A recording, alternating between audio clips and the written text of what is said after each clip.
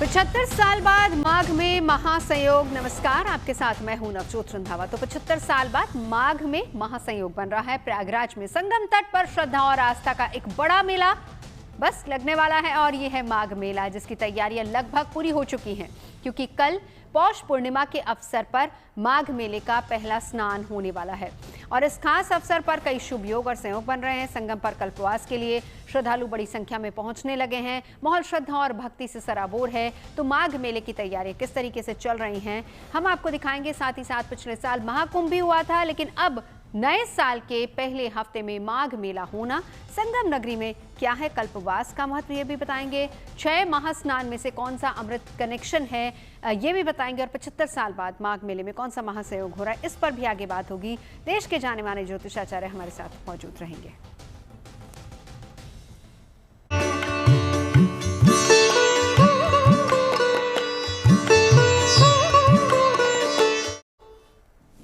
तो संगम नगरी प्रयागराज में आस्था के एक और महाकुंभ की शुरुआत होने वाली है। संगम पर कल से भव्य माघ मेले का शुभारंभ होगा और ये मेला 15 फरवरी तक चलेगा। इस दौरान 6 मुख्य स्नान पर्व का आयोजन होगा। कुल 44 दिनों तक चलने वाले इस आयोजन में करीब 15 करोड़ श्रद्धालुओं के पहुंचने का अनुमान जताया जा रहा है और साथ ही साथ बड़ी संख्या में कल्पवासी भी यहां पहुंच चुके हैं।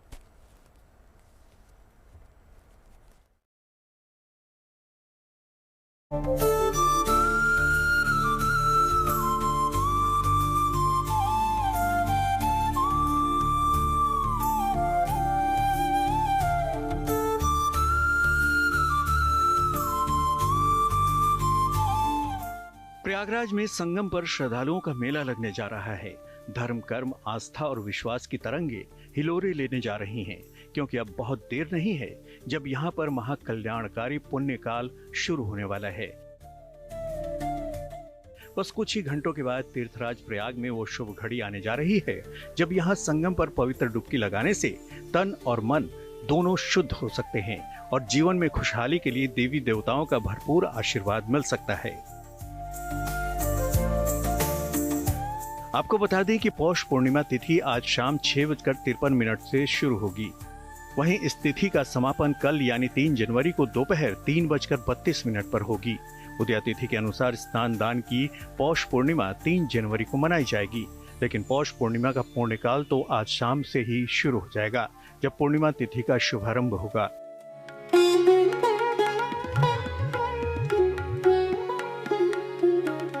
क्योंकि पूर्णिमा तिथि सनातन हिंदू धर्म में अत्यंत पवित्र और पुण्यदायी तिथियों में से एक मानी गई है। माना जाता है कि इस तिथि को गंगा स्नान के बाद भगवान विष्णु और माता लक्ष्मी की उपासना से सभी इच्छाओं की पूर्ति हो सकती है। जीवन में सुख समृद्धि का भी आगमन होता है।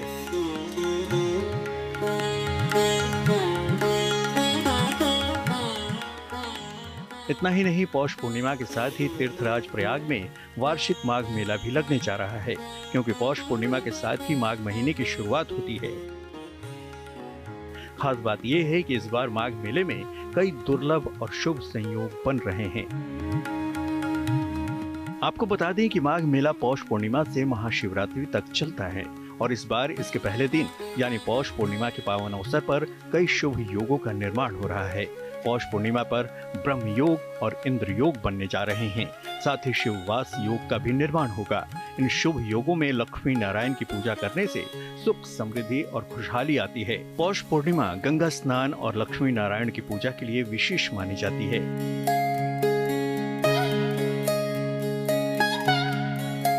माघ मेला 1 महीने से ज्यादा अवधि तक चलता है। धार्मिक और आध्यात्मिक लोगों के लिए इस बार लगने जा रहा माघ मेला इस मायने में महत्वपूर्ण है कि बरसों बाद इस अवधि के दौरान कई अनोखे संयोग बनने जा रहे हैं। 75 वर्षों के बाद माघ मेले में अत्यंत मंगलकारी योग का निर्माण होने जा रहा है, जो बेहद कल्याणकारी हो सकता है।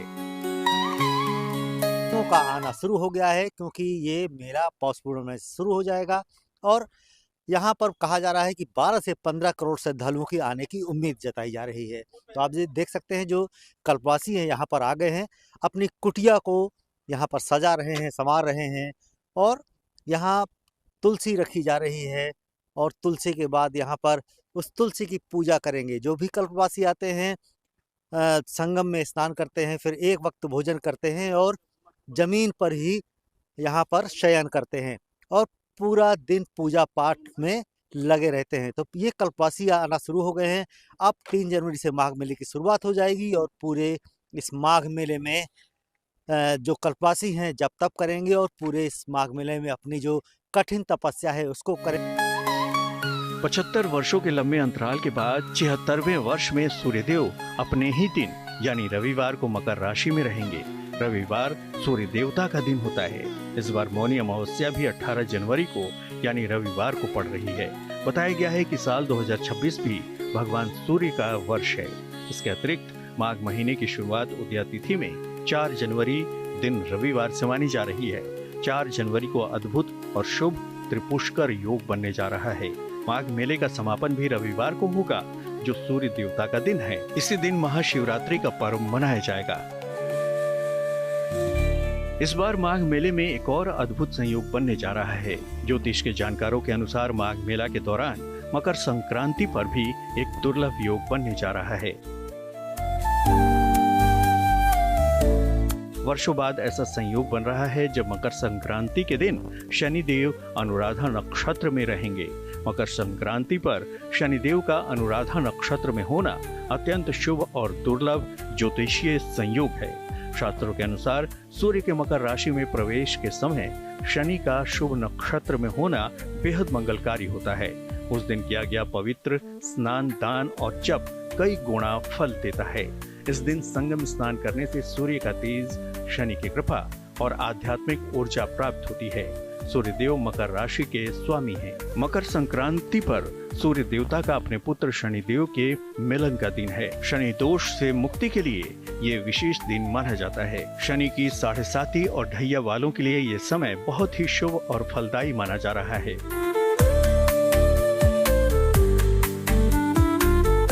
पौष पूर्णिमा के साथ शुरू होने जा रहे माघ मेले के दौरान ग्रह नक्षत्रों की चाल कमाल कर सकती है। ऐसा इसलिए माना जा रहा है क्योंकि एक से बढ़कर एक खास संयोग इस बार बनने जा रहे हैं। ज्योतिष के जानकारों की माने तो माघ मेला के दौरान ही शुक्र, सूर्य और चंद्रमा एक शक्तिशाली महायुति का निर्माण करेंगे। शुक्र, सूर्य और चंद्रमा इस दौरान मकर राशि में एक साथ गोचर करने जा रहे हैं। 13 जनवरी 2026 को शुक्र ग्रह मकर राशि में प्रवेश करेंगे। इसके ठीक अगले दिन यानी 14 जनवरी को सूर्यदेव भी मकर राशि में गोचर करेंगे, जबकि रविवार 18 जनवरी को मौनी अमावस्या के दिन चंद्रमा का मकर राशि में आगमन होगा। वैसे तो प्रयागराज में संगम पर स्नान, दान और पूजा अर्चना का हमेशा ही खास महत्व है, लेकिन विशेष तिथियों पर इसकी महिमा और बढ़ जाती है। खास बात यह है कि माघ महीने के दौरान पौष पूर्णिमा या पौष शुक्ल एकादशी से शुरू होकर माघ पूर्णिमा तक बड़ी संख्या में श्रद्धालु प्रयागराज में संगम तट पर कल्पवास का संकल्प लेकर निवास करते हैं।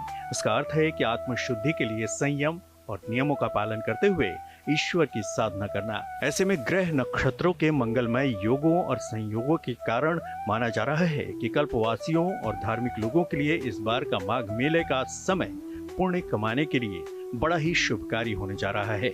राज से Pankaj Srivastava, good news today. तो चलिए, 5 साल बाद माघ मेले में महासंयोग बन रहे हैं और उसको लेकर भी हम आगे चर्चा करेंगे। हमारे साथ तमाम खास मेहमान जुड़ चुके हैं। मैं परिचय करा देती हूँ। हमारे साथ इस वक्त महंत सीताराम दास स्पोक्सपर्सन है निर्मोही अखाड़ा के, जुड़ चुके हैं। महंत नवल किशोर जी भी हमारे साथ आ चुके हैं, बहुत स्वागत है आपका।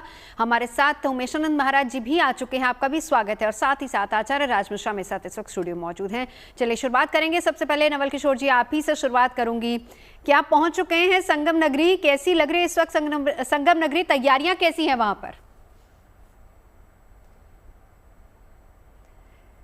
महंत जी, शायद ऑडियो आपका बंद है, एक बार ऑडियो ऑन कर लीजिए। माघ मकर गति रवि जब होई, तीरथ पथि आव सब कोई। रंग सकल मुध मंगल मूला, सब सुख करनि हरनि भव सूला। जा मंजन ते विनय प्रयासा, मम समीप नर पावै वासा। प्राचीन काल से ही पतित पावनी भगवती माँ गंगा, यमुना, सरस्वती का पावन तट तीर्थराज की इस पावन भूमि में 6 वर्ष के बाद अर्ध कुंभ और 12 वर्ष के बाद पूर्ण कुंभ होता है, और लघु कुंभ तो प्रतिवर्ष होता है।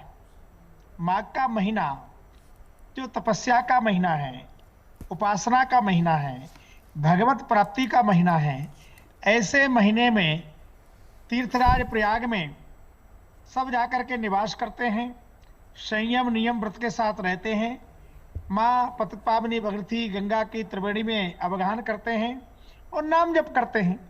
और ऐसा कहा जाता है कि इस माघ के महीने में जो पूरे महीने वहां पर वास करता है उसे कल्पवास कहते हैं। कल्प कहते हैं सतयुग, त्रेता, द्वापर, कलयुग, चारों युग एक बार व्यतीत हो जाए उस काल को ये कहा जाता है कि ये पूरा चारों युग को मिलकर के इस काल के बराबर यदि वहां रहने लगे तो चारों युगों का प्रतिफल मिल जाता है, इसलिए कल्पवास कहा जाता है। बिल्कुल। यदि एक महीना माघ का रहिए तो चारों कल्पों का पुण्य प्राप्त हो जाता है। सोचिए आप जी कितनी लाख वर्ष का है। तो ऐसा ये पवित्र स्थान है जहां गंगा सरस्वती यमुना का संगम होता है। वहां सभी लोग प्रतिवर्ष आकर के ऋषि मुनि महात्मा सिद्ध योगी जन आकर के तपस्या करते हैं, भजन करते हैं, भगवत प्राप्ति का अलग लाभ प्राप्त करते हैं, अपने जीवन को वासना से उपासना की ओर ले जाते हैं। ऐसा पवित्र क्षेत्र है ये। और बिल्कुल, और ऐसे में बेहद खूबसूरत तस्वीरें वहां से आ रही है। मन सीताराम दास जी, आपके पास आना चाहूंगी। सनातन संस्कृति का एक अद्भुत संगम, एक उत्सव जिसकी शुरुआत कल से होने वाली है।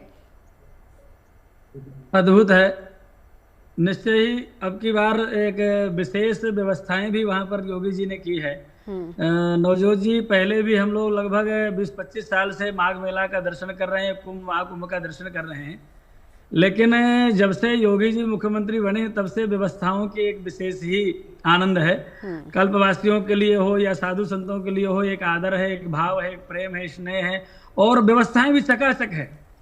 और ब्रह्म निरूपण धर्म विधि बरनहि तत्व विभाग, कहि भगति भगवंत के संयुत ज्ञान विराग। इस माघ मेला में साधु संत आते हैं। मूल बात यह है, जो मनुष्य जन्म किस लिए मिला है जीव को, भगवत प्राप्ति के लिए, तत्व को जानने के लिए, और यह चर्चा माघ मेला में साधु संत वहां पर जाकर के करते हैं। ब्रह्म निरूपण धर्म विधि, धर्म के अनुसार ब्रह्म के निरूपण की चर्चा होती है। वर्णहि तत्व विभाग, ब्रह्मेति परमात्मेति भगवान इति शब्दते, तत्व के विभाग पर चर्चा होती है। और कहाई भगति भगवंत का संयुत ज्ञान विराग, वहां पर साधु संत लोग ज्ञान वैराग्य से युक्त भक्ति की चर्चा करते हैं। जिस भक्ति को प्राप्त करने के बाद में भगवान कपिल श्रीमद् भागवत महापुराण में कहते हैं कि ज्ञान वैराग्य युक्तेना भक्ति युक्तेन चात्मनि परिपश्यत उदासीनम प्रकृतिम चाहतो यशम। जिस भक्ति को प्राप्त करने के बाद में प्रकृति माया निस्तेज हो जाती है, वह भक्ति माघ मेला में जाकर के गंगा मैया के तट पर बैठ करके साधु संतों के चरणों में बैठ करके आनंद लेने से, सत्संग करने से प्राप्त होती है। ऐसा दिव्य माघ मेला प्रारंभ हो रहा है। मैं संपूर्ण विश्व के सनातन धर्मावलंबियों से प्रार्थना करता हूँ, आइए और संतों के चरणों में बैठ करके आनंद लीजिए। बिल्कुल। उमेशानंद महाराज जी, अब मैं आपके पास आती हूँ। देखिए, हमने अभी पिछले साल महाकुंभ भी देखा था, वहां पर कितनी बड़ी तादाद में युवा लोग पहुंचे थे, देश का युवा जेनजी जिसको हम कहते हैं वो पहुंचे थे। और इस बार माघ मेला किस तरीके से ये हमारी नई पीढ़ी को जोड़ते हैं अपनी संस्कृति के साथ, अपने धर्म के साथ, और ये कितना इंपॉर्टेंट है? देखिए, अब से मेरे से पूर्व 2 श्रेष्ठ महात्माओं ने अपने वक्तव्य को दिया, वो हम सबके लिए अनुकरणीय तो है ही, लेकिन आपने विशेष तौर पर मेरे से जो प्रश्न किया है, देखिए आपने सुना था, एक शब्द सुना था कि अमृत मंथन हुआ था। उस अमृत मंथन में देवताओं और राक्षसों के बीच में जो मंथन हुआ था, उससे अमृत का निर्माण हुआ, अर्थात अमृत वह कलश वहां उत्पन्न हुआ।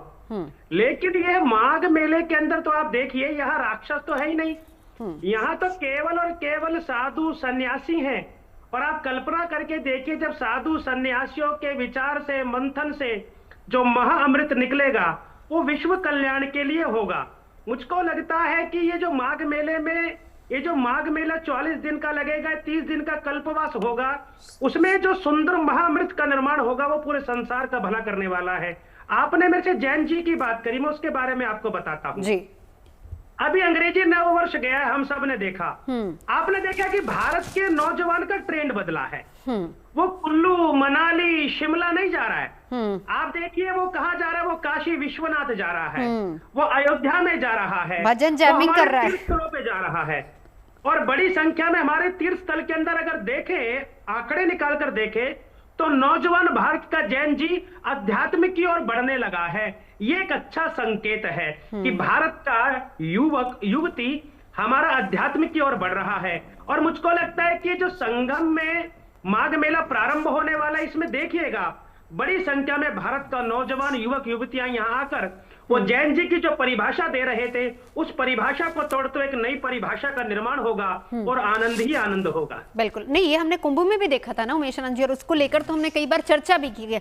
खास तौर पर अगर हम युवाओं की बात करें, ब्राज मिश्रा जी आपके पास आते हुए, शुरुआत कल से हो रही है। तमाम महात्माओं ने, संतों ने बताया कि कितना इंपॉर्टेंट है, ये कितना बड़ा उत्सव है हमारी संस्कृति के लिए, सनातन के लिए। लेकिन मैं आपसे जानना चाहूंगी, 75 साल बाद, 2 सवाल मेरे आपसे, 75 साल बाद जो महासंयोग बन रहा है, पहली बात वो क्या है, और इस दौरान ग्रहों की स्थिति कैसी रहने वाली है, और जो तमाम स्नान है उनका अपने आप में कितना महत्व बढ़ जाता है? देखिए, सभी स्नान का कल्पवास को लेकर के सभी लोगों ने अपने नियम किया। मैं पहले आपके एस्ट्रोलॉजिकल प्रश्न पर आ रहा हूं कि जो 75 वर्ष बाद ये नियम बन रहा है, इतना महत्वपूर्ण क्यों है? मैं इसलिए कहना चाहूंगा कि इतना महत्वपूर्ण है क्योंकि एक समय पर जब सारे ग्रह, करीब एक बात आप देख लीजिएगा, गजकेसरी योग से प्रारंभ ही हो रहा है। अगर माघ मास की बात की जाए, पूर्णमासी की बात की जाए, कल स्पेशली अगर कल देखा जाए तो चंद्रमा एक साथ होंगे, बृहस्पति उसके साथ एक होंगे, धर्म स्थान जिसको कि ज्योतिष का 9th हाउस कहा जाता है, वहां पर करीब करीब मंगल वहां पर, शुक्र वहां पर, बुध वहां पर, सूर्य वहां पर, चंद्रमा और बृहस्पति गजकेसरी योग बना करके, और 4 और 2 6 प्लैनेट एक दूसरे को स्पेशली जब दृष्टि दे रहे हों, कुछ प्लैनेट धर्म स्थान पर बैठे हों, और बृहस्पति काल पुरुष का जिसको धर्म स्थान कहा जाता है, भाग्य स्थान कहा जाता है, धर्म के सबसे महत्वपूर्ण प्लैनेट बृहस्पति उस घर को बैठ करके दृष्टि दे रहे हों। सबसे बड़ी बात, क्योंकि शुक्र जो कि दैत्य गुरु कहे जाते हैं, मटेरियलिस्टिक हैप्पीनेस के कारक कहे जाते हैं, बृहस्पति देव गुरु कहे जाते हैं, परलोक को प्रदान करने वाले ग्रह कहे जाते हैं, मोक्ष को प्रदान करने वाले ग्रह कहे जाते हैं, धर्म आध्यात्म परमात्मा की प्राप्ति कराने वाले ग्रह कहे जाते हैं। जब दोनों का आपस में समावेश बन रहा हो, दोनों का आपस में दृष्टि संबंध बन रहा हो, उसके साथ चंद्रमा जो कि मन के कारक हैं, और मन के कारक चंद्रमा बृहस्पति के साथ चले जाएं, यानी मन आध्यात्म के साथ जुड़ जाए, मन मोक्ष के साथ जुड़ जाए, मन धर्म के साथ जुड़ जाए, तो यह संयोग शायद बहुत दुर्लभ जीवन के अंतर्गत प्राप्त होता है। मुझे लगता है कि ऐसा बहुत मुश्किल समय आता है जब ज्योतिष में ऐसा संयोग बनता है। और कल्पवास की बार बार चर्चा की गई, श्री रामचरितमानस के अंतर्गत यह वाक्य सभी ने कहा कि माघ मकर गत जब रे होई, तीरथ पति आव सब कोई, देव दनुज किन्नर नरश्रेणी, और सादर मज्जहि सकल त्रिवेणी। ऐसी परिस्थिति के अंतर्गत आप सोचिए, अगर हम लोग चाहें कि हम देवता का एक साथ दर्शन कर लें, या उनके होने का आभास कर लें, देव दनुज का कर लें, किन्नर का कर लें, नर का कर लें, यानी वनस्पतियां जितनी कुछ इस संसार की चीजें हैं, उनको अगर एक साथ सारे तीर्थों को, अगर इस जीवन में हम चाहें कि सारे तीर्थों का हम दर्शन कर लें, सारे तीर्थों में स्नान कर लें, सारे संतों का दर्शन कर लें, सारे देवताओं का दर्शन कर लें, उनको महसूस कर लें, ये कभी संभव नहीं है। जो कल्प की बात की जाती है, 27 चतुर्युगी व्यतीत होने के बाद एक कल्प कहा जाता है, तो हम लोग 27 चतुर्युगी तक इस मानव शरीर में तो रह नहीं सकते, इवन एक चतुर्युगी क्या एक युग नहीं रह सकते। तो कहते हैं कि जब आप एक महीना, जब मकर राशि के अंतर्गत माघ मकरगत जब हुई, माघ के मास में जो ये मेले का महीना है, माघ मेले का महीना है, इसमें जाकर के जब तीर्थ में आप रहते हैं, तो सारे देवताओं की, सारे तीर्थों की, सारे वनस्पतियों की, सारे ग्रहों की एक बार आप कृपा को एक ही साथ प्राप्त कर पाते हैं। और श्री रामचरितमानस के अंतर्गत वो चौपाई बहुत सुंदर है कि काम कोह मद मोह नसावन, इस संसार में जो पीड़ा देने वाली, चाहे वो एंजाइटी है, चाहे फोबिया है, चाहे नेगेटिविटी है, उसको दूर करने वाली काम कोह मद मोह नसावन, और विमल विवेक विराग बढ़ावन। आपके अहंकार, काम, क्रोध, मोह, लोभ, अहंकार को दूर करके आपके ज्ञान इंद्री को जागृत करता है, विवेक को जागृत करता है, बुद्धि को जागृत करता है। तो उससे आप अपने ग्रहों को, अपनी बाकी परिस्थितियों को ठीक कर पाते हैं। ये बहुत दुर्लभ समय है नवजोत जी, ऐसा बहुत कम मिलता है। चलिए इस पर आगे हम चर्चा आपसे करेंगे कि ज्योतिष के नजरिए से कितना इंपॉर्टेंट हो जाता है समय, क्या करना है क्या नहीं करना है। लेकिन महंत नवल किशोर जी, एक बार फिर से आप ही के पास आऊंगी, क्योंकि हाल फिलहाल में कुंभ में भी हमने देखा था, वही सवाल जो मेशानंद जी से किया, कुंभ में हमने देखा था कि कितनी बड़ी तादाद में, कितनी बड़ी संख्या में नौजवान लोग यहां पर पहुंचे थे। और इस बार माघ मेला कैसे ये हमारे युवाओं को अपनी संस्कृति की तरफ जोड़ता है, धर्म की तरफ जोड़ता है? देखिए, उस क्षेत्र का ही नाम है संगम। संगम का मतलब होता है मिलना, और मिलने का मतलब होता है जहाँ समता भाव पैदा हो जाए, किसी प्रकार की विषमता न रहे। तो हम एक प्रसन्नता का विषय है कि हमारा जो राष्ट्र का, हमारी संस्कृति का, हमारे परिवार का, हमारे जीवन का जो भविष्य है वो नौजवान है, चाहे युवा हो चाहे युवती हो, वो किसी भी राष्ट्र का जो भविष्य होता है वहाँ का नौजवान होता है। और जब कोई नौजवान अपनी प्राचीन परंपरा, अपनी संस्कृति के तरफ अग्रसर होता है तो उस राष्ट्र के लिए, उस परंपरा के लिए सुखद सूचक है। तो बहुत प्रसन्नता है। कुंभ के समय में लोग करीब करीब 40-40, 50-50 किलोमीटर पैदल चल करके, जो कभी 2 किलोमीटर पैदल नहीं चले, पैदल चल करके जो गए और एक बार उन्होंने वहां त्रिवेणी में अवगाहन किया, स्नान किया, तो इतने प्रफुल्लित हो गए, इतने हर्षित हो गए, इतने आनंदित हो गए, उन्हें लगा कि इतना क्या, हम तो पता नहीं कितना चल सकते थे, इस सुख की अनुभूति के लिए, उस आनंद की अनुभूति के लिए। तो वास्तव में हमारे जीवन में स्वच्छता, पवित्रता, दिव्यता आए, इसका ये महासंगम है। और हम सब जीवन का लक्ष्य भी है परमात्मा की प्राप्ति करना, परमात्मा से मिलना, मिलने का मतलब संगम। तो वहां जाकर के हम आत्मा और परमात्मा की अनुभूति करते हैं। जीवात्मा को लगता है कि शायद मनुष्य जीवन इसलिए मिला था, आज मैं कृतार्थ हो गया, आज मैं पूर्णता को प्राप्त हो गया। क्योंकि वहां स्नान के साथ साथ एक तो तन का स्नान है, दूसरा मन का स्नान है। बिन सत्संग विवेक न होई, राम कृपा बिन सुलभ सोई। वहां संतों का, विद्वानों के द्वारा प्रवचन सुनने को मिलता है और कथा सुनने को मिलती है, जिससे विमल मति प्राप्त होती है, सदगति प्राप्त करने की इच्छा जागृत होती है, जीवन की वासना समाप्त होकर के जीवात्मा उपासना की ओर अग्रसर होता है। संत दर्श जिम पातक टरहीं, संतों का दर्शन करने से जीवन के पातक, उपपातक समाप्त हो जाते हैं। एक संत का, वहां तो हजारों नहीं लाखों करोड़ों संतों का दर्शन का लभ्य लाभ मिलेगा। तो हमारे जीवन में बहुत आनंद की अनुभूति होगी, प्रसन्नता होगी। इसलिए आइए हम सब इस 1 महीने की अवधि से भी ज्यादा शिवरात्रि तक जब जिसको समय मिले संगम में पधारें, तीर्थराज प्रयाग में सब पधारें और वहां अवगाहन करें, थोड़ा मौन रहें, थोड़ा फलाहार करें, थोड़ा भजन करें, थोड़ा चिंतन करें, मनन करें कि हम जिसके लिए आए थे वो कर पा रहे नहीं कर पा रहे। मेरी वाणी, मेरा व्यवहार, मेरी क्रिया से मेरे परिवार के लोग, मेरे समाज के लोग, मेरे मित्र लोग प्रसन्न हैं कि नहीं? मैं जो कर रहा हूं क्या वही करने आया था, कुछ और करने आया था? भाई कोई प्रयाग जाएगा तो स्नान करेगा, सत्संग करेगा, और प्रयाग में कोई जाए और घाट से वापस आ जाए तो उसकी यात्रा पूर्ण नहीं मानी जाएगी। ऐसे ही मनुष्य जीवन की पूर्ण यात्रा है भगवत प्राप्ति। और भगवत प्राप्ति कैसे होगी? तीर्थ यात्रा करने से, अवगाहन करने से, भजन करने से, सत्संग करने से, स्वाध्याय करने से, साधु संग करने से। तो ये बड़ा अलग लाभ है, सुअवसर है। इस अवसर का लाभ हम सबको प्राप्त करना चाहिए, ऐसा मैं मानता हूं। बिल्कुल। महंत सीताराम जी, आपके पास आऊंगी। महंत नवल किशोर जी के साथ जब जब भी बातचीत होती है और जब भी हम युवाओं के मुद्दे को उठाते हैं, खुल के ये बातचीत करते हैं कि अगर आप माघ में जा रहे हैं या कुंभ में जा रहे हैं, वहां जाने का मतलब एक टूरिज्म नहीं होना चाहिए कि आप जा रहे हैं, आप एंजॉय करके आ रहे हैं। आपकी भावनाएं वहां पर कैसी हैं, ये सबसे ज्यादा इंपॉर्टेंट होता है।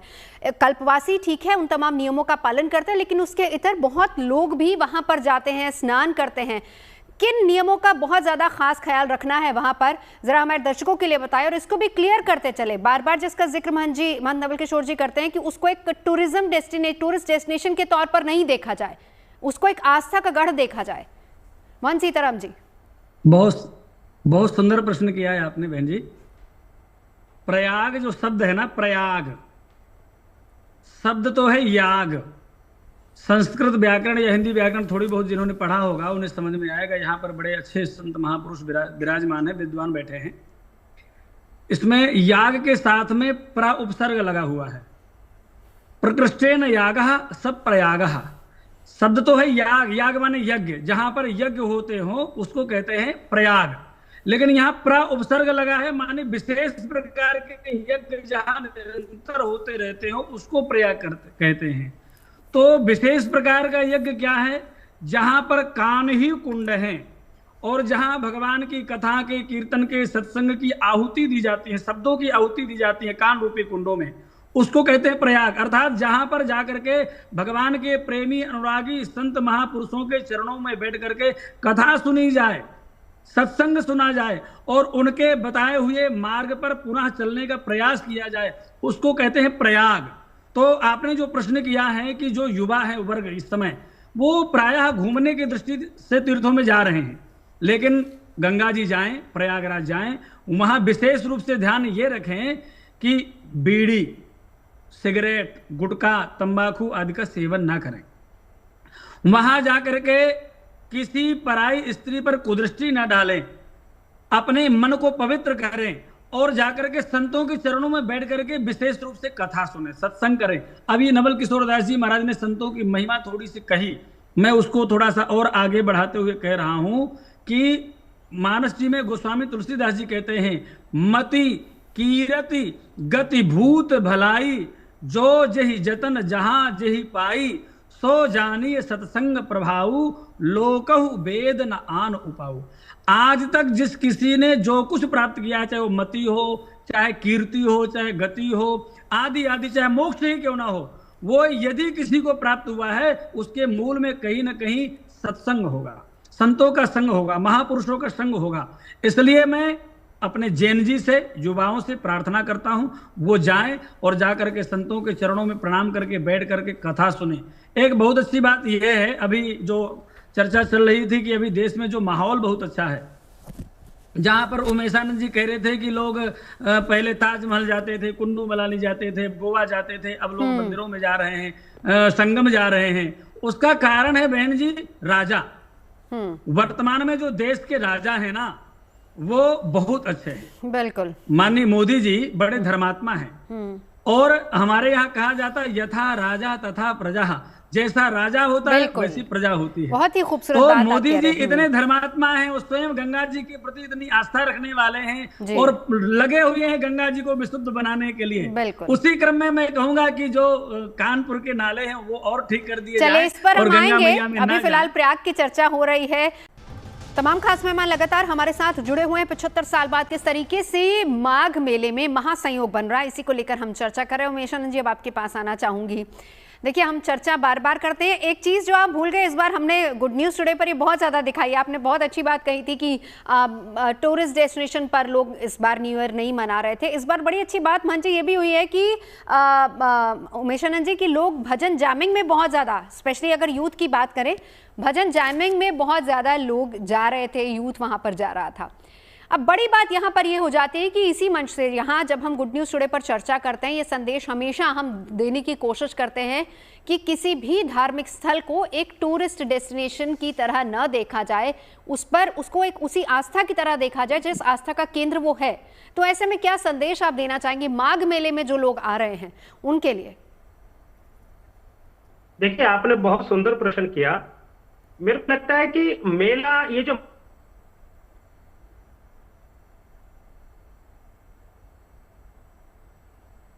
चलिए उमेशानंद जी, आपके पास लौटूंगी, कुछ टेक्निकल इश्यूज है, लेकिन राज मिश्रा जी अब आपके पास आते हैं। मैं आपसे स्नान का सवाल करना चाहूंगी। शुरुआत कल हो रही है पूर्णिमा तिथि से, कितने स्नान है, किस स्नान का कितना महत्व है? दूसरी बात, क्या जरूरी है, क्योंकि आम लोगों के मन में यह सवाल रहता है कि क्या हमें विशेष तिथियों पर ही स्नान करना है? फर्ज कीजिए, क्योंकि जाहिर सी बात है कि उस दौरान वहां बहुत भीड़ होती है, अगर वो उस दौरान स्नान नहीं भी कर पाते हैं तो उसके इतर कौन सी तिथियां बनती हैं? देखिए, सबसे पहले अगर मान लिया जाए कि उस महत्वपूर्ण तिथि पर आप स्नान कर पाते हैं, बहुत अच्छा है। हाँ, तिथियों का अपना महत्व है, उसको डिनाई नहीं किया जा सकता है। और इसलिए डिनाई नहीं किया जा सकता है बिकॉज जब भी कोई ऐसे महत्वपूर्ण जो तिथियां, जैसे शिवरात्रि आती है या बसंत पंचमी आती है या मकर संक्रांति आती है, अगर इन तिथियों का या कभी गजकेसरी योग बन जाता है या सर्वासिद्धि योग बन जाता है, तो क्योंकि इस समय पर जो ग्रह हैं वो सब अनुकूल होते हैं, अपने अपने विशेष प्लेस पर होते हैं। वैसे तो ये कहा जाता है कि आप अगर किसी भी, जो पूरा महीने का अगर बात किया जाए, इस पूरे महीने में अगर जाकर के स्नान करें, माघ मकर गत जब्र हो तीर्थपति आओ सब कोई, पूरा जो जब तक सूर्य मकर राशि के अंतर्गत संचार करते हैं तब तक सभी तीर्थराज प्रयाग के यहाँ आते हैं और वहां आकर के स्नान करते हैं। सभी देवता, देव, दनुज, किन्नर, नरश्रेणी, शादर, मज्जई, सकल त्रिवेणी, सभी लोग वहां पर होते हैं। लेकिन अगर मान लिया जाए कि जो महत्वपूर्ण तिथियां उनका अपने एक महत्वपूर्ण स्थान है, नहीं हो पाए तो पूरे महीने में कभी भी अगर तीर्थराज प्रयाग के यहां जाकर के स्नान किया जाता है तो उसका फल प्राप्त होता है। शास्त्र ने तो यहां तक कहा है कि अपने आसपास भी किसी तीर्थ क्षेत्र के अंतर्गत नदी के अंदर प्रयाग का स्मरण करके स्नान कर लिया जाए तो उसका बहुत सुंदर फल प्राप्त हो जाता है। शास्त्र यहां तक कहता है कि जो लोग नहीं जा सकते, किसी तीर्थ में किसी कारणवश नहीं जा सकते हैं, वो अपने घर में बैठ करके स्नान करते वक्त प्रयाग का स्मरण करके, त्रिवेणी का स्मरण करके और अगर स्नान कर लें तो वो भी पूरी तरह से उनको फल प्रदान करने वाला होता है, फल प्राप्त होता है। विशेष तिथियों का इसमें कोई दो राय नहीं। मैं बार बार इस शब्द को कह रहा हूं, अगर शिवरात्रि है, भगवान शंकर के शिवलिंग स्वरूप का वो प्राकट्य दिवस है, भगवान विष्णु और भगवान ब्रह्मा ने उस दिन भगवान शंकर की आराधना की है, वो दिवस अपने आप में पवित्र है, वो दिवस अपने आप में परम पावन है। बसंत पंचमी माता सरस्वती का जन्म दिवस है, साधारण दिन नहीं है, वो दिन अपने आप में परम पावन है। मकर संक्रांति साधारण दिन नहीं है, अपने आप में परम पावन है। अगर उस दिन हम स्नान कर सकते हैं बेहतर है, लेकिन बहुत महत्वपूर्ण है कि शास्त्र ये कहता है कि सब मम प्रिय सब मम उपजाए, भगवान राम का ये शब्द है। तो यानी जो परिस्थिति है, देश काल अवसर अनुहारी पूरी परिस्थिति को देख करके धर्म का पालन करना चाहिए।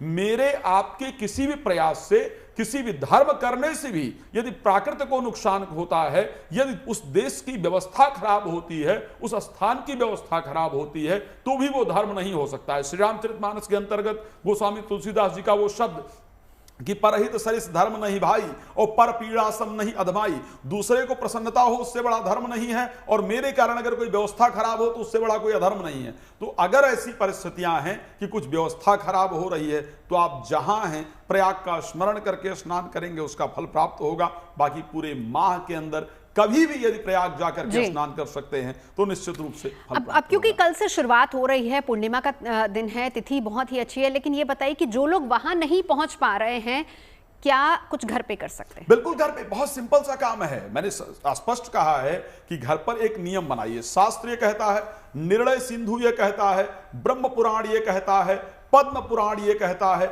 भविष्य पुराण ये कहता है। एक तो सबसे पहला प्रयास होना चाहिए, शास्त्र ने ये कहा है कि जब तारे हों ऐसे समय पर स्नान करना सबसे फायदेमंद है। यानी प्रातः 4 से 4:30 बजे के मध्य के अंतर्गत स्नान किया जाए। मैं आज स्पेशली इस विषय पर अध्ययन कर रहा था कि क्या गर्म जल से स्नान किया जा सकता है, तो बिल्कुल बाकायदा भविष्य पुराण के अंतर्गत ये वर्णन है कि जिस प्रकार का जल हो, घर में आप अपने रह करके साधारण जल से, गर्म जल से, उसमें गंगा जल डाल करके श्रद्धा से उसमें स्नान कर लिया जाए। स्नान करने के बाद बैठ करके ओम नमो भगवते वासुदेवाय नमः इस मंत्र का श्रद्धा पूर्वक जप किया जाए। सिर्फ इसके जप से भी आपको त्रिवेणी स्नान का, सिर्फ स्मरण करने से त्रिवेणी स्नान का आपको फल निश्चित रूप से प्राप्त होता है।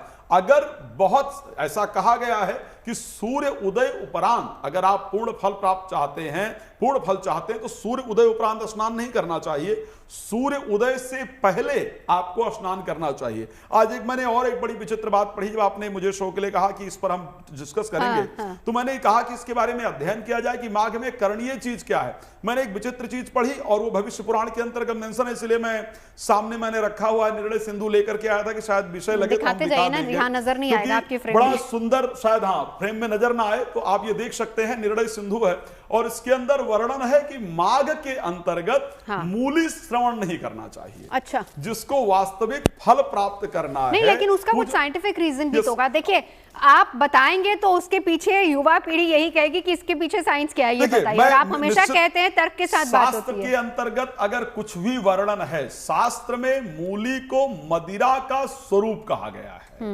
तो इसलिए शास्त्र में जो भी चीजें वर्णन है, बहुत सारी ऐसी चीजें हैं जिस तक शायद अभी साइंस में हम उस लेवल तक नहीं पहुंच गए हैं, पहुंच पाए जो हमारा पुरातन साइंस। मैं आती हूं आपके पास एक बार। सीताराम जी, अब आपके पास आते हैं। मन जी, हमें यह भी बताइए, क्योंकि जो लोग कल्पवास करते हैं वो तो वहां पहुंच ही गए हैं, कल्पवासी वहां पर अपनी पूरी दिनचर्या उनकी कैसी रहती है उसका पालन करेंगे, लेकिन वो लोग जो नहीं पहुंच पाते हैं वहां पर, वो किस तरह का नियम इस पूरे माघ के दौरान घर पे कर सकते हैं? वाह, बहुत सुंदर प्रश्न किया है आपने। एक श्लोक है पुराण का, गंगा गंगेति यो ब्रूयात योजनानां सतैरपि मुच्यते सर्वपापेभ्यो विष्णुलोकम सगच्छति।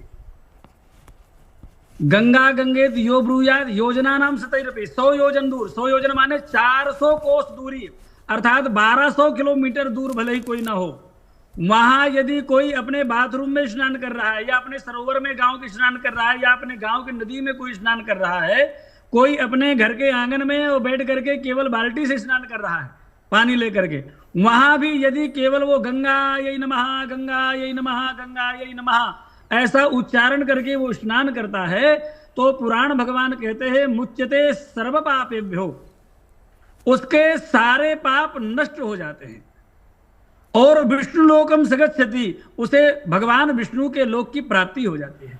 इसलिए आवश्यक है, ठीक है, किसी को अवसर है और सुविधाएं हैं, वो गंगा मैया के पास तक संगम प्रयागराज पहुंच सकता है, तो अति उत्तम बात है, वो किसी भी तिथि में किसी भी अवसर पर पर्व पर पहुंच करके वहां स्नान करे, वो चाहे मकर संक्रांति को पहुंच जाए, चाहे मौनी अमावस्या को पहुंच जाए, या बसंत पंचमी को पहुंच जाए, या महाशिवरात्रि को पहुंच जाए, अच्छी बात है।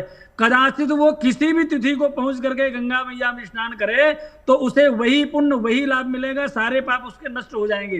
कदाचित वो नहीं पहुंच पा रहा है तो अपने घर में, आंगन में, बाथरूम में, सरोवर में, कुआं में, तालाब में, नदी में, कहीं भी स्नान करके यदि वो गंगायै नमः, गंगायै नमः, गंगा मैया का स्मरण करके स्नान करता है तो निश्चय ही उसे भगवान की प्राप्ति होगी और उसके सारे पाप नष्ट हो जाएंगे। जी बिल्कुल। इसलिए ये चिंता ना करें कि हम पहुंच नहीं पा रहे हैं। हाँ। पिछले बार क्या हुआ, कुंभ में भी एक बहुत ज्यादा प्रचार कर दिया गया कि पर्वों में पहुंचे, तो पर्वों में पहुंचने के कारण सब लोगों ने चाहा कि हम पर्व में ही पहुंच जाएं, तिथि पर ही पहुंच जाएं, शाही स्नान में पहुंच जाएं, और उसी के कारण से कहीं ना कहीं वो जो थोड़ी बहुत अव्यवस्थाएं हुई, अनहोनी हुई, उससे वो हो गई। इसलिए अच्छी बात महंत जी आपने कही, जन समुदाय से बहुत अच्छी बात महंत जी आपने यहाँ पर की, क्योंकि ये आप जैसे संतों के श्रीमुख से संदेश जाना बहुत जरूरी हो जाता है। महिमा प्रत्येक दिन है, प्रत्येक दिन है। पूरे माघ महीना में हमारे आचार्य जी ने बहुत सुंदर है वो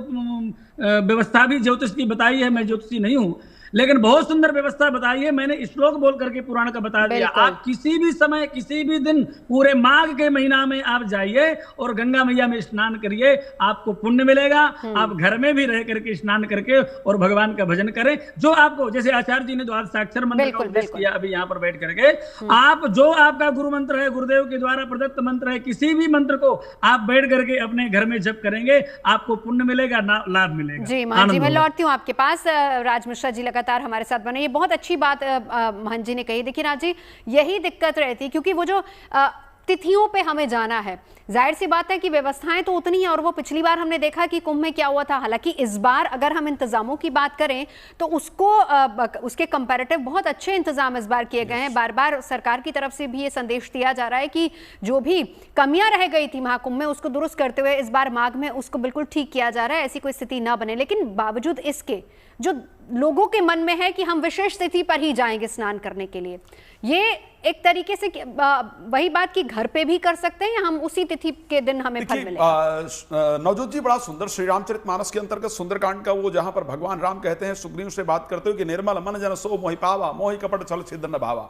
मुझे कौन प्राप्त कर सकता है? मैं सत्य कहता हूं, परमात्मा को वेद मंत्र से प्राप्त नहीं किया जा सकता। वेद उनकी स्तुति करते हैं। परमात्मा को बहुत कुछ अर्पण करके या कुछ भी चढ़ा करके या विशेष मुहूर्त का पालन करके नहीं प्राप्त किया जा सकता है। परमात्मा को निर्मल मन के द्वारा निश्चित रूप से प्राप्त किया जा सकता है। तो आप किसी भी समय पर जाकर के अगर निर्मल मन के द्वारा श्रद्धा पूर्वक जाकर के गंगा में स्नान करते हैं, त्रिवेणी में स्नान करते हैं, घर पे रह करके स्नान करते हैं, तो निश्चित रूप से फल प्राप्त होता है। मैंने बार बार कहा कि सब मम प्रिय सब मम उजाए, और सबसे अधिक मनुष्य में भाई भगवान राम का शब्द है। तो अगर सब कुछ प्रिय है, तो जिससे व्यवस्था ना बिगड़े उस प्रकार का कार्य हमें करना चाहिए। मैंने वो मूली वाली बात कही थी नवजोत जी, आपने कहा था कि मैं ये एक श्लोक ये दिखाना चाहता हूं, बड़ा सुंदर श्लोक है ये। अगर आप लोग भविष्योत्तर पुराण का ये सुंदर श्लोक है, क्या लिखा है?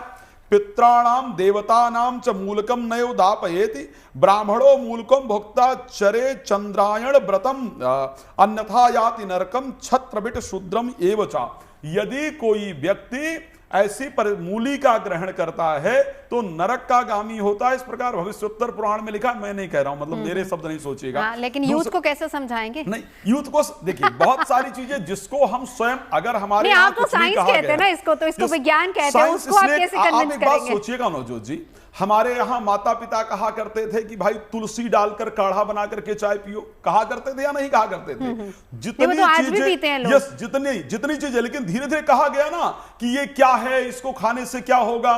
पहले खाद डाला जाता था खेतों के अंतर्गत, गाय का गोबर, भैंस का गोबर डाला जाता था। धीरे धीरे हमें अंग्रेजी पर लाया गया, डाई यूरिया डालो, फास्फोरस, जो भी खादें हैं उनको डालो। क्या ये इनसे क्या पैदावार होगी? पैदावार बढ़ा, आज किस पर हम वापस जा रहे हैं? ऑर्गेनिक, है ना, ऑर्गेनिक ढूंढा जाए।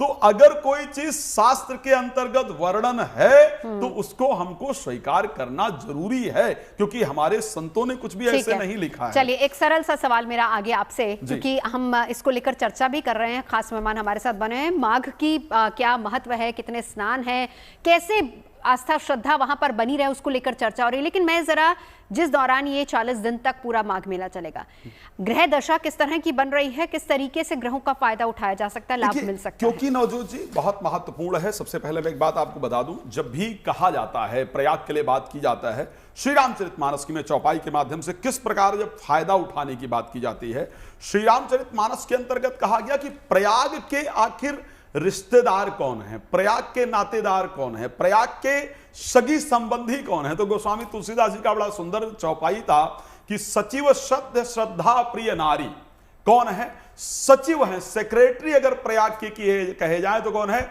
सचिव सत्य। सत्य आज सबको चाहिए, हम सभी लोग चाहते हैं कि मेरा पुत्र, मेरा पुत्री, मेरा परिवारजन मेरे साथ सच बोले, सच्चाई के साथ व्यवहार करें। जो कुछ इस संसार के साथ हो रहा है, जो संसार में हो रहा है, मुझे सही सही सब कुछ नजर आए। तो सही सही कैसे नजर आएगा? सचिव सत्य, सत्य प्रयाग का सचिव है। अगर वहां पर हम जाकर के स्नान करते हैं तो ग्रह दशा, क्योंकि इस बार की अगर ग्रहों की बात की जाए, मैं सत्य कह सकता हूं, सबसे काल पुरुष के 10वें भाव के स्वामी शनि, जिनको कर्म स्थान का स्वामी कहा जा सकता है, काल पुरुष के 11 भाव, जिनको अर्थ क्षेत्र का, लाभ क्षेत्र का स्वामी शनि कहा जा सकता है, वो कहां गोचर करेंगे? बृहस्पति के घर में गोचर करने वाले हैं। बृहस्पति कहां गोचर करने वाले हैं? बृहस्पति मिथुन राशि के अंतर्गत गोचर करने वाले हैं। ऐसी परिस्थिति के अंतर्गत, और बता दूं आपको, इस बार जब प्रारंभ हो रहा है, किससे प्रारंभ हो रहा है? पौष पूर्णिमा जो होती है, हमारे यहां ज्योतिष का एक बड़ा सुंदर नियम है कि जो हर महीने का नाम है ना, वो पूर्णमासी को वही नक्षत्र पड़ता है जिस महीने से नाम है। जब वैशाख मास की पूर्णिमा होगी ना, तो आप लोग चेक करके देख लीजिएगा, जो लोग भी ज्योतिष को थोड़ा बहुत जानते हैं, मानते हैं, विशाखा नक्षत्र पूर्णिमा के दिन या पूर्णिमा से एक दिन बाद, विशाखा मतलब पूर्णिमा तिथि को टच कर रहा होगा, विशाखा नक्षत्र जरूर होगा, इसको ध्यान रख लीजिएगा। आषाढ़ की पूर्णिमा होगी तो पूर्वाषाढ़ा नक्षत्र ही जरूर होगा, इस बात को ध्यान रखिएगा। इसी प्रकार जब पौष की पूर्णिमा होगी तो आप चेक कर लीजिएगा, पुख्य नक्षत्र जरूर होगा। ज्योतिष का बहुत शानदार नियम है, क्योंकि ये चंद्रमास के अकॉर्डिंग सारी चीजें होती, चंद्र और नक्षत्र मास को मिलाकर के होती है। तो ऐसी परिस्थिति में जब चंद्रमा बृहस्पति के साथ जाकर के गोचर कर रहे हैं, धर्म के सबसे महत्वपूर्ण ग्रह के साथ जाकर के गोचर कर रहे हैं, शनि का नक्षत्र क्योंकि पौष की पूर्णिमा से वो पड़ता है, तो ऐसी परिस्थिति में ये अपने आप में इसका महत्व बहुत बढ़ जाता है। और जब ऐसे समय में जाकर के स्नान करते हैं तो प्रयाग के लिए एक शब्द कहा गया है, चारि पदार्थ भरा भंडारू, धर्म अर्थ काम और मोक्ष सब कुछ प्राप्त हो सकता है सिर्फ श्रद्धा से स्नान करने। बिल्कुल। चलिए चलते चलते मन सीताराम दास जी आपके पास आते हुए एक आखिरी सवाल आपसे, इस बार कैसी तैयारियां वहां पर नजर आ रही है? महाकुंभ से कितना अलग नजर आ रहा है इस बार प्रयाग नगरी? पहले तो एक प्रश्न रह गया बहन जी, जो आप आचार्य जी से कर रही थी। हाँ। कि साइंटिफिक आप बताइए कुछ, क्या नाम से, जो मूली आदि के लिए। हाँ। तो वो उसमें मैं थोड़ा सा कुछ चर्चा करना जी चाहता जी हूं। जी बिल्कुल अपनी बात रखिए। पहली बात तो यह है कि आज के विज्ञान से हमें अपने आप को प्रमाणित करने की आवश्यकता नहीं। सनातन धर्म बहुत पुराना विज्ञान है, लेकिन फिर भी आपने कहा है तो मैं एक बात बताऊं कि कोई भी तमोगुणी वस्तु खाने से, चाहे वो प्याज लहसुन हो, चाहे अधिक मिर्च हो, मिर्च मसाला हो, या आज के chow mein, pizza, burger, Kurkure, Maggi, pasta, जो दुनिया भर के अंग्रेजी भोजन आ गए, ये तमोगुणी भोजन करने से हमारा जो चित्त है वो तमोगुणी हो जाता है। और जब चित्त तमोगुणी रजोगुणी होता है तो उसका प्रभाव हमारे इंद्रियों पर होता है।